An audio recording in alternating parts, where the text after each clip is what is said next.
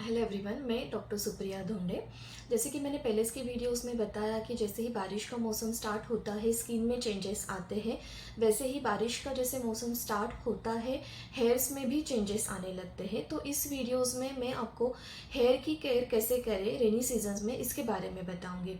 जैसे कि rainy seasons में ह्यूमिडिटी बढ़ती है, स्किन में ऑयल सिक्रीशन ज़्यादा होता है, वैसे ही स्काल्प में भी ऑयल सिक्रीशन ज़्यादा होने लगता है। हमारा स्काल्प में ऑयलीनेस ज़्यादा होता है, इसके कारण पेशेंट्स को सीवियर इचिंग प्रॉब्लम फेस करनी पड़ती है। रेनी सीजन जैसे स्टार्ट होता है पेशेंट को सीवियर इचिंग होता है, कभी कभी पेशेंट्स का डैंड्रफ कंडीशन भी इंक्रीज होता है, जो कि समर सीजन में उतना नहीं था, बट जैसे एनवायरनमेंट चेंज होता है वैसे ही डैंड्रफ कंडीशन इंक्रीज होती है, फंगल इन्फेक्शन स्टार्ट होने लगते हैं, बैक्टीरियल इन्फेक्शंस होते हैं। तो जैसे हम लोग स्किन की केयर करते हैं वैसे ही आपको रेनी सीजन्स में भी हेयर्स की केयर करना है, ताकि ये जो प्रॉब्लम्स है वो काफ़ी हद तक कंट्रोल में रहती है। तो मैं आपको कुछ टिप्स बताऊंगी जो आप फॉलो डेली रूटीन्स में आप उसको फॉलो कर सकते हैं, जिससे आपकी जो भी हेयर प्रॉब्लम्स है वो कम होने लगती है।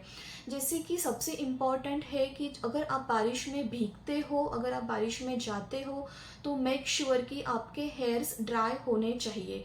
आप जैसे आपका रेन एक्सपोजर होता है उसके बाद आपके हेयर्स ड्राई होने चाहिए, क्योंकि अगर आपका थोड़े भी रेन ड्रॉप्स अगर आपके हेयर्स में रह जाते हैं तो रेनी सीजन्स में जो वाटर्स का जो एसिडिटी लेवल होता है वो अलग होता है, उसके कारण आपके स्काल्प में जो स्काल्प का जो पीएच लेवल होता है वो इम्बैलेंस हो जाता है। उसके कारण पेशेंट्स को स्काल्प में सीवियर इचिंग हो सकती है, या स्काल्प में बैक्टीरियल इन्फेक्शंस या फुंसियाँ आने या फंगल इन्फेक्शंस, ये जो सारी प्रॉब्लम्स है वो बढ़ सकती है। तो मेक श्योर कि आपके हेयर्स जब भी आपका रेन एक्सपोजर या जब भी आप बारिश का एक्सपोजर होता है आपके हेयर्स वो ड्राई होने चाहिए। अगर आप पास में भी जाते हो, अगर आप सोसाइटी के गेट तक भी जाते हो या शॉप में भी जाते हो, तो आपको हमेशा छाता लेके जाना चाहिए, या आप स्कार्फ यूज़ कर सकते हैं। मेक श्योर कि आपके बाल गीले नहीं रहने चाहिए, तो ये आप एक केयर कर सकते हैं। दूसरा जो होता है कि जैसे ही बारिश का सीज़न आता है आपके हेयर्स एकदम से ड्राई डल होने लगते हैं, तो आप हेयर ऑयल का यूज़ कर सकते हैं to prevent itching also in scalp. Hair oil से क्या होता है कि ब्लड सर्कुलेशन बढ़ता है। आप ऑयल को थोड़ा सा गर्म करके भी स्काल्प में लगा सकते हैं। आप वीकली 2 टाइम्स ऑयलिंग का मसाज कर सकते हैं। इससे आपका क्या होगा कि आपका जो इचिंग है वो कम हो जाएगी, ब्लड सर्कुलेशन बढ़ेगा।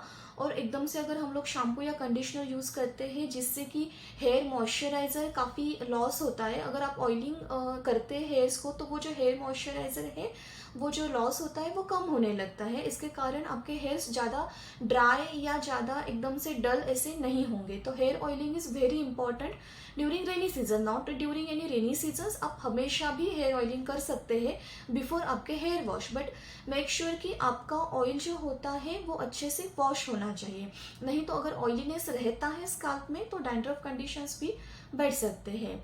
और दूसरा जो होता है कि आप हमेशा जो कोम्स है वो सेपरेटली यूज़ कीजिए। आजकल सभी लोग अपने अपने कोम्स सेपरेट यूज़ करते हैं, बट जो कोम्स है वो भी वॉश होने चाहिए मंथली, या 3-4 मंथ्स में जो कोम है वो वॉश होना चाहिए। उसमें जो डस्ट है, उसमें जो डैंड्रफ होता है, मेक श्योर कि वो जो कोम्स है वो वॉश होने चाहिए अच्छे से।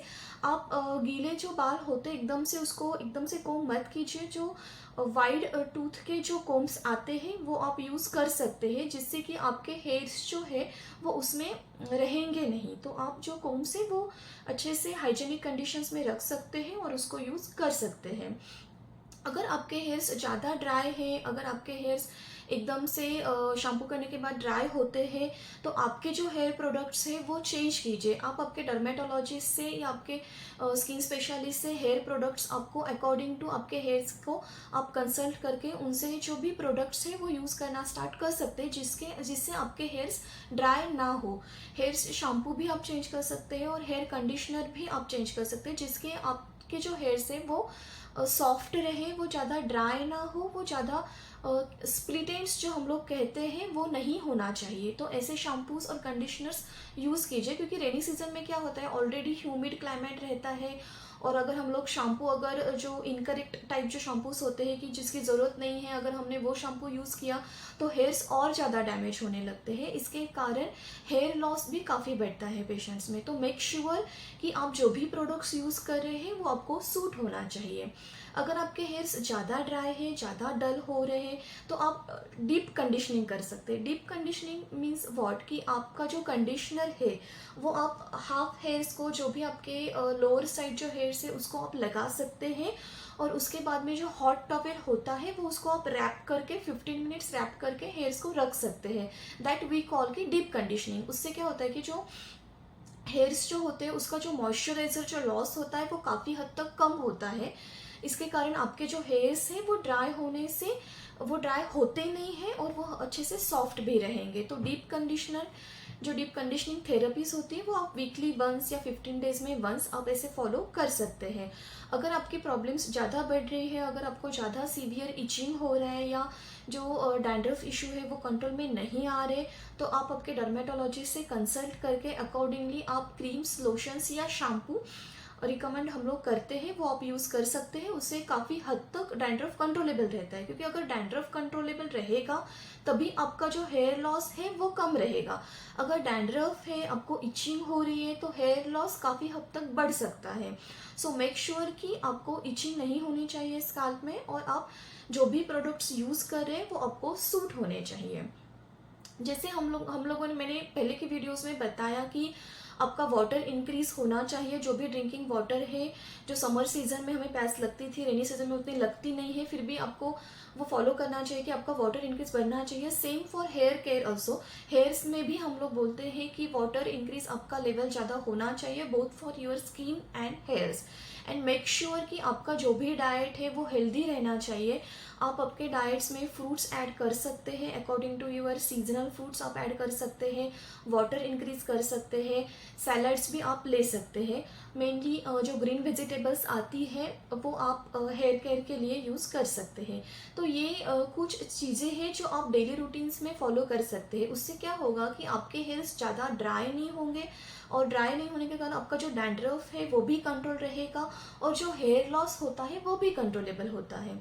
तो ये कुछ फॉलो टिप्स आप कर सकते हैं डेली रूटीन में। अगर इस पे भी आपका कंट्रोल नहीं हो रहा है, उससे भी आपके अगर सडन हेयर लॉस लग रहा है, क्योंकि रेनी सीजन में बहुत सारे पेशेंट्स को सडनली हेयर लॉस होता है, अगर ऐसे आपको चेंजेस दिख रहे हैं तो आप इमीडिएटली आपके डर्मेटोलॉजिस्ट से कंसल्ट कर सकते हैं, और जो भी ट्रीटमेंट है वो आप फॉलो कर सकते हैं, ताकि ज़्यादा आपका हेयर लॉस ना हो।